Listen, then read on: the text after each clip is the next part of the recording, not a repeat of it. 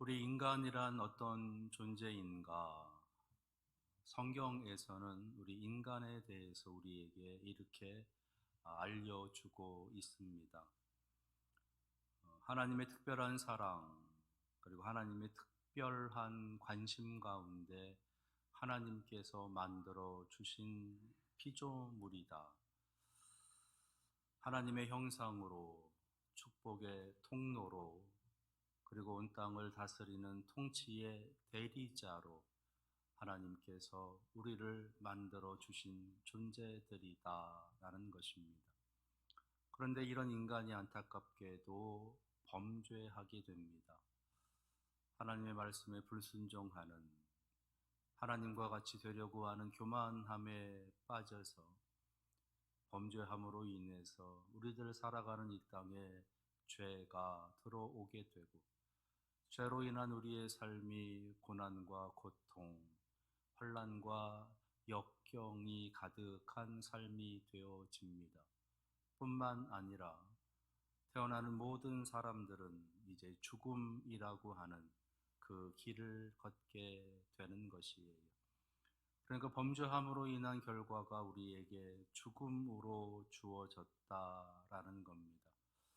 하나님의 거룩한 형상으로, 축복의 통로로, 통치의 대리자로 시작한 우리 인간들이 죽음을 맞이하게 되는 그런 안타까운 지경에 처해졌다라는 것이에요. 하나님께서는 그것으로 이 땅의 모든 인간들을 끝내시는 것이 아니라 그들을 사랑하셔서 그들을 구원하시기로 하십니다. 그래서 예수 그리스도를 우리에게 보내주시어 그 핏값으로 우리의 죄를 용서하시고 하나님의 자녀된 권세, 하나님의 영광된 권세를 누리게 하십니다. 뿐만 아니라 영원한 생명, 곧 영생을 누리게 해 주십니다. 그것이 하나님께서 성경을 통해서 우리에게 알려주시는 우리 인간들에 대한 모습이다라는 거예요. 하나님의 거룩한 영광으로 시작했으나 범죄함으로 죽게 되었고, 죽게 되었으나 하나님의 은혜와 사랑으로 구원해 주시고 다시 영원한 생명, 영생의 영광을 누리게 하시는 존재들이 바로 우리들이다라는 겁니다. 하나님께서는 이 사실을 성경을 통해서 우리들에게 알려주실 뿐만 아니라 우리와 더불어 살아가는 이 땅의 모든 사람들이 그것을 알게 하시기를 원하세요. 그렇게 하나님을 인정하고 하나님의 거룩한 백성으로서 살아가는 이 땅의 온 인류가 되게 하시는 것이 하나님께서 원하시는 것이다. 그것을 성경을 통해서 끊임없이 우리에게 알려주고 계십니다. 오늘 함께 읽은 출애굽기의 말씀 속에는 하나님께서 이스라엘 백성들을 그 애굽에서 구원해 내시는 곧 출애굽의 목적 두 가지를 선명하게 우리에게 보여주십니다. 그 첫 번째는 바로와 애굽의 백성들이 하나님을 알게 하시기 위함이다라는 것. 그래서 1절에 있는 말씀처럼 표징을 그들에게 보여주십니다. 여기서의 표징은 지금 애굽에 내리고 있는 재앙들이에요.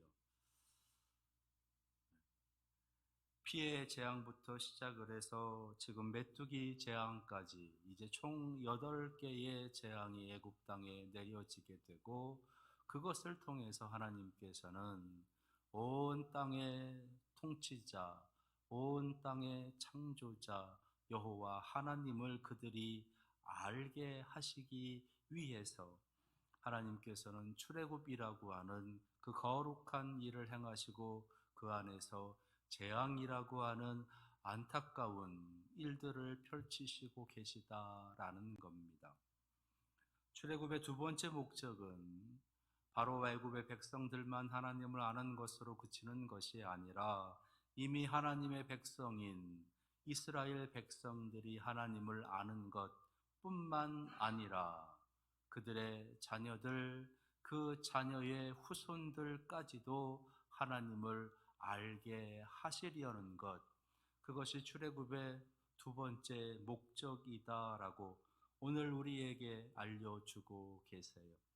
그것이 2절에 있는 말씀이십니다. 내게 내가 애굽에서 행한 일들 곧 내가 그들 가운데에서 행한 표징을 내 아들과 내 자손의 귀에 전하기 위함이라. 너희는 내가 여호와인 줄 알리라. 하나님께서는 하나님이 어떤 분이신지 바로와 애굽의 백성들뿐만 아니라 이스라엘과 그 백성들의 자녀들, 자손들까지 계속해서 여호와 하나님께서 어떤 분이신지를 우리가 알기를 원하십니다. 성경을 통해서 우리가 만나고 있는 하나님, 우리가 알고 있는 하나님은 어떤 하나님인가? 크게 세 모습으로 우리는 그 하나님에 대해서 말할 수 있습니다.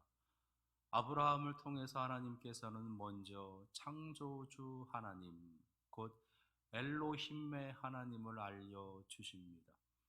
그리고 또한 아브라함을 통해서 하나님께서는 전능하신 하나님, 엘 샤다이의 하나님을 알려주십니다.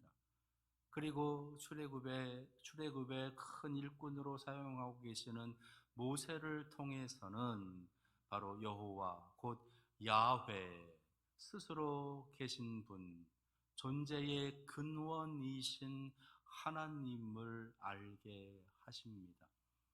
그러니까 온 세상의 창조자이시며 온 땅을 다스리기에 조금도 부족함이 없으신 전능하시며 그리고 모든 존재의 근원이신 여호와 야훼 하나님을 우리들이 알기를 원하신다라는 것이에요.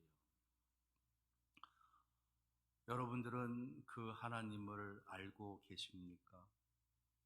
여러분들은 그 하나님을 만나셨습니까? 여러분들은 그 하나님을 믿고 있습니까? 어렴풋이 성경을 통해서 우리가 배워왔던 그 하나님, 창조하셨다, 전능하시다, 존재의 근원이시다라고 하는 그 하나님, 그 하나님을 하나님께서는 우리가 분명히 알기를 원하십니다. 왜냐하면 믿음은 알물 통해서 시작되기 때문이에요. 그러니까 하나님께서 하나님을 알기를 원하신다라고 하는 것은 하나님을 믿기를 원하신다라고 하시는 말씀과 같은 말씀이신 거예요. 여러분은 하나님을 믿으십니까? 그렇다면 여러분들은 하나님을 알고 계십니까? 하나님을 아는데 잘 알고 계십니까?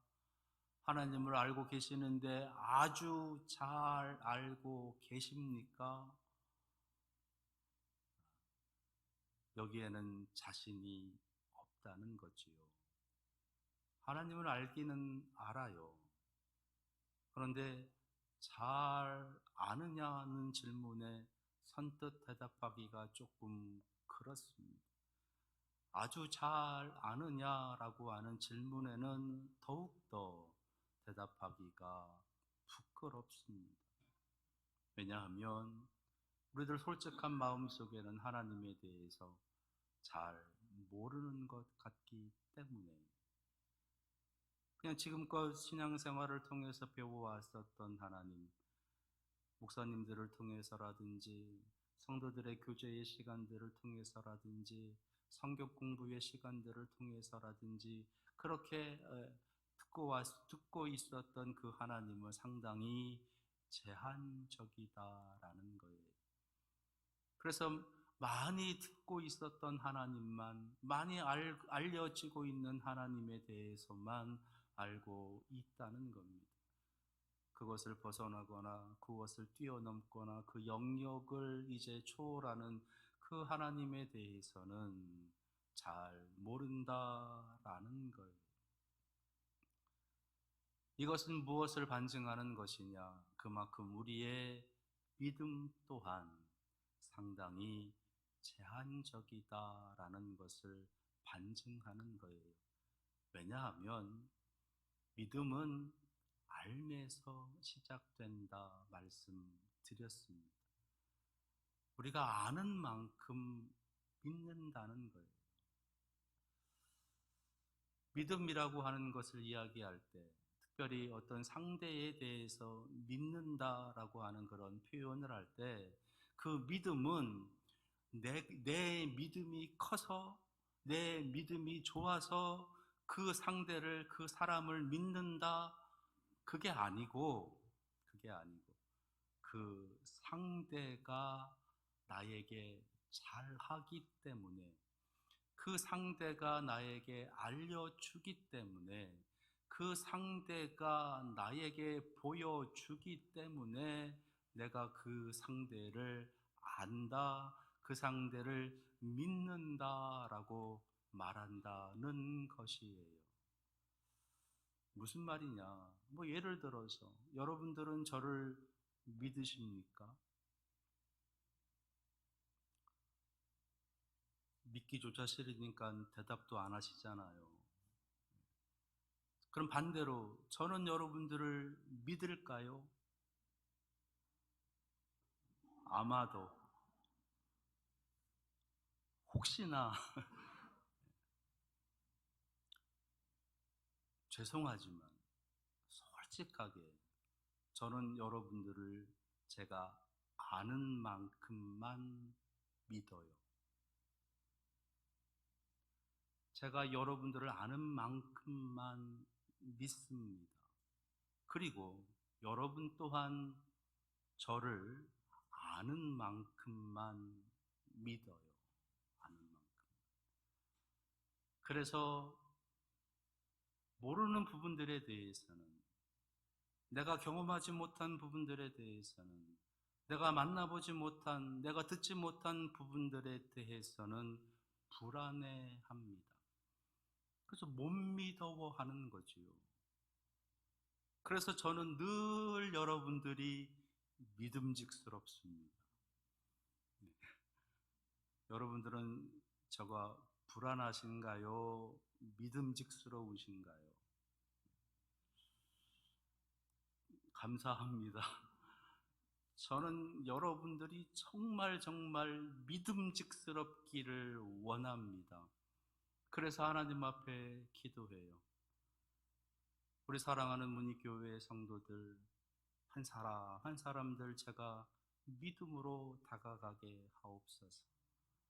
함께 대화를 나누고 함께 이야기를 나누고 삶을 교제하면서 그분에 대해서 알게 되고 그분의 믿음에 대해서, 신앙에 대해서, 삶에 대해서, 그분의 생각에 대해서, 그분의 어려움과 그분의 환경, 그분의 고난, 그분의 괴로움, 그분들의 기도 제목들을 제가 알게 하셔서 그분들을 향한 믿음이, 신뢰가 있게 하옵소서.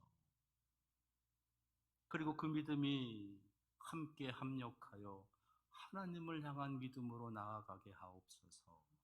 저는 늘 그렇게 기도합니다. 그러면서도 또 한편으로는 불안해요. 불안해요. 그만큼 잘 모르는 부분들이 있기 때문이다는 것이겠지요. 마찬가지로 우리가 하나님에 대해서, 예수 그리스도에 대해서, 성령님에 대해서, 성부, 성자, 성령, 삼위일체이신 그 하나님에 대해서 잘 알지 못하면 하나님을 믿질 못해요. 아니, 믿긴 믿어도 어떠한 부분들에 대해서만 믿어요. 그래서 하나님에 대해서 못 믿었고 하나님에 대해서 불안하다는 겁니다. 불안하면 어떻게 해요? 불안하면 그 불안함을 해소하기 위해서 다른 걸 찾아가요. 다른 신들을, 다른 우상들을 찾아가거나 다른 우상들을 만들어 놓는다는 겁니다. 그 찬란한 문화와 문명을 꽃피우고 있었던 이 애굽이 얼마나 많은 우상들이 있었는지 지금 우리들이 계속 살펴보고 있는 것 아니겠습니까? 피해 재앙을 통해서 나일강을 다스린다는, 그 나일강을 소위 다스린다라고 하는 크놈이라고 하는 우상을 그들은 섬겼다 이야기해요. 파리의 재앙을 통해서는요, 그 파리를 다스리는 하트콕이라고 하는 우상을 섬겼다 이야기합니다. 피, 개구리, 이, 파리, 악질, 독종, 우박, 메뚜기에 이르기까지 거기에는 다 거기를 주관하고 있는, 그것들을 주관한다라고 하는 신들, 우상들이 있었다는 거예요. 그 우상들을 만들고 섬겼다라는 겁니다.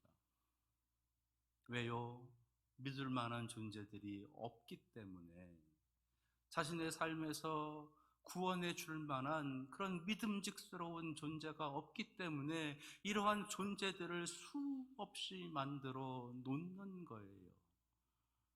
우박의 재앙이 이제 하나님께서 역사하셔서 애굽 땅에 떨어지게 됩니다. 그러면 그들은 또 마찬가지로 이 세라피아라고 하는 그 우상의 신전을 찾아가서 또 섬기면서 기도하면서 그들의 주술의 행위를 또 펼칠 거예요. 이 우박을 멈추게 해달라고, 피해가 없게 해달라고. 근데요, 이런 모습이 애굽에만 있었느냐? 그렇지 않다는 거예요. 그렇지 않고 안타깝게도 하나님의 백성인 이스라엘, 그들 속에도 있었다라는 것. 그것이 성경에서 우리에게 알려주고 계시는 말씀이신 겁니다. 여호수아 24장에 있는 말씀을 보시면 이렇게 기록하고 있어요. 잘 한번 들어보시기 바랍니다. 이스라엘이 여호수아가 사는 날 동안과 여호수아 뒤에 생존한 장로들, 곧 여호와께서 이스라엘을 위하여 행하신 모든 일을 아는 자들이 사는 날 동안 여호와를 섬겼더라. 여호수아 24장에서는요, 여호수아가 사는 날 동안, 그리고 그와 함께 활동했었던 장로들, 그러니까 여호와 하나님께서 이스라엘 백성들에게 행하신 일들을 아는 자들, 그들이 살아있는 동안 여호와를 섬겼다. 여호수아 다음 책인 사사기서에서는요, 아주 흡사한, 아니 거의 똑같은 구절이 사사기 2장 7절에 기록되어져 있는데 이렇게 기록합니다.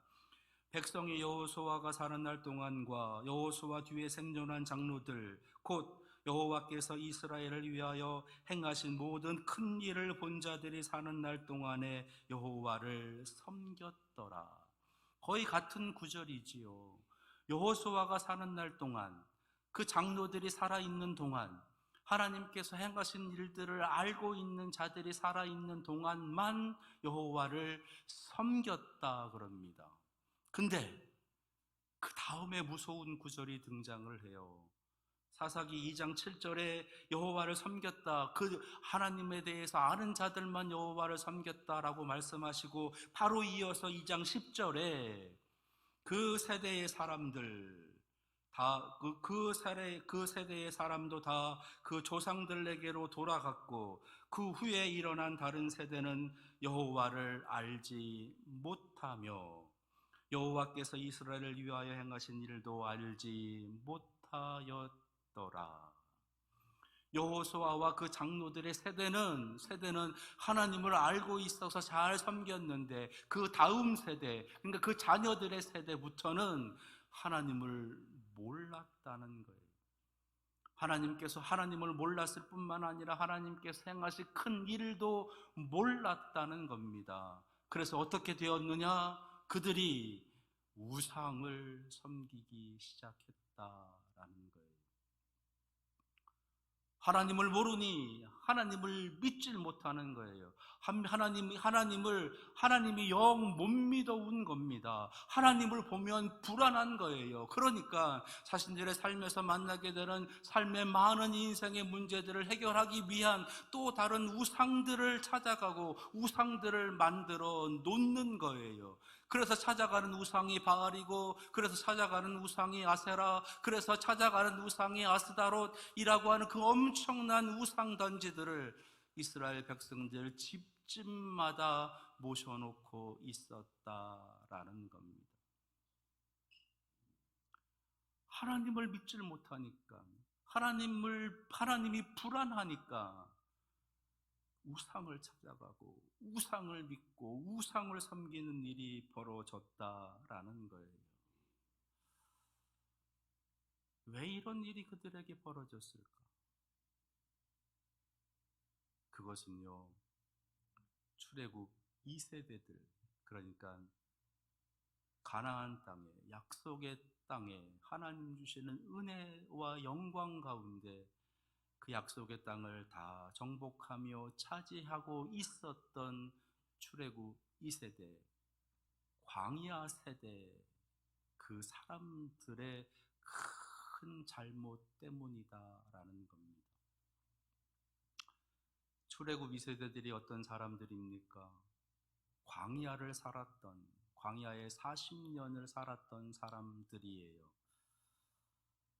하늘에서 매일같이 만나가 내려오는 그 일용할 양식을 먹으며 살았던 사람들, 때를 따라 메추라기를 내려주셔서 이빨에 끼일 정도로 마음껏 고기도 먹었었던 사람들, 물이 없을 때마다 하나님께서 놀라운 기적을 베풀어 주시어서 단물을 마셨던 사람들, 낮에는 구름 기둥으로 밤에는 불 기둥으로 하나님께서 시원하게 따뜻하게 이끌어 가시는 그 길을 따라갔었던 사람들, 하나님의 그 위대하신 기적의 현장을 직접 보고 경험하고 느끼며 살았었던 사람들이다라는 겁니다. 그런데 그들이 그 가나안 땅에 살아가면서 거짓된 우상들을 섬기면서 거짓된 우상들을 섬기고 있는 그들의 모습을 보면서 그들의 자녀들에게, 그들의 자손들에게 하지 않고 있었던 일이 있었다는 거예요. 그게 무엇이냐? 하나님을 알게 하는 것. 하나님을 알게 하는 것. 하나님께서 행하신 그 위대한 일을 전해주는 것, 가르쳐 주는 것, 그것을 하지 못했다라는 거예요. 이스라엘 역사에서 40년이라고 하는 그 기간들이 상당히 많이 반복되어져서 나옵니다. 근데 그 40년이라고 하는 그 시간은요, 한 세대에 해당하는 시간이에요. 근데 그 한 세대가 그 다음 세대로 넘어가면서 순조롭게 여호와 하나님을 향한 그 신앙이 옮겨져 간 것이 아니라 엄청난 환난 속에, 엄청난 고통 속에, 그리고 그들의 신앙이 온전히 전해지지 못하는 모습들이 반복되어져 가고 있었다라는 것. 그것을 성경을 통해서, 특별히 사사기서를 통해서 이제 사무엘상화, 열왕기상화, 역대상화라고 하는 역사서를 통해서 하나님께서는 우리에게 알려주고 계시는 거예요. 그러면서 간곡하게 우리에게 당부하고 계시는 말씀은 오늘 2절에 있는 말씀처럼 내 아들과 내 자손의 귀에 전하기 위함이라. 내 아들과 내 자손에게, 내 자녀와 자녀들의 자녀들, 그 자손들에게 하나님께서 누구신지, 하나님께서 어떤 일을 하셨는지 그것을 가르쳐라 라고 하시는 말씀이신 겁니다. 그래서 저 하늘에서 우박이 떨어지게 되는, 그리고 저 이 땅에서 메뚜기가 나타나게 되는 이러한 재앙을 보여주고 계시는 것.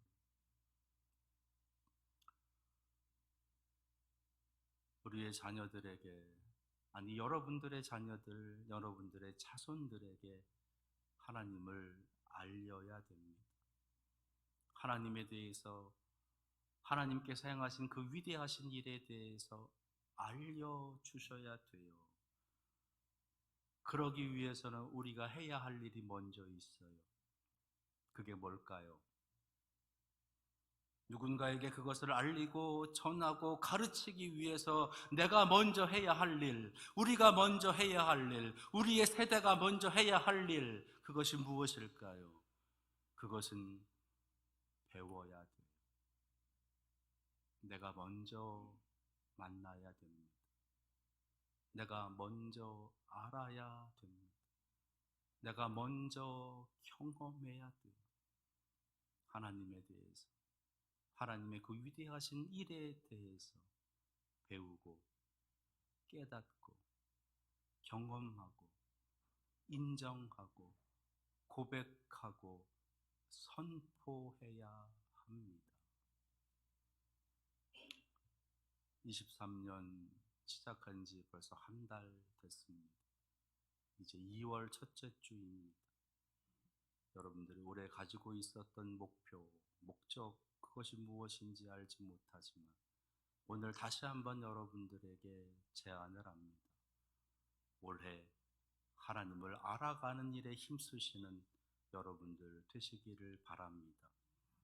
그래서 여러분들의 자녀들에게, 여러분들의 자손들에게 그 하나님에 대해서, 그 하나님의 행하신 위대한 일에 대해서 잘 가르치고 알려줄 줄 아는 그러한 가정, 그러한 민족, 그러한 나라, 그러한 교회를 위해서 함께 나아가시는 우리 사랑하시는 문희교회 온 성도들 되시기를 축원합니다. 기도하겠습니다. 우리의 믿음은 하나님을 알아가는 데서부터 시작됩니다. 2023년 하나님에 대해서 더 많이 알아가고 하나님께서 베풀어 주신 그 위대하신 일들, 구원의 일들을 깊이 경험하여 우리의 자녀들, 자손들에게 그 하나님을 마음껏 자랑하고 가르치는 우리 교회가 되게 하옵소서. 예수 그리스도의 이름으로 기도합니다. 아멘.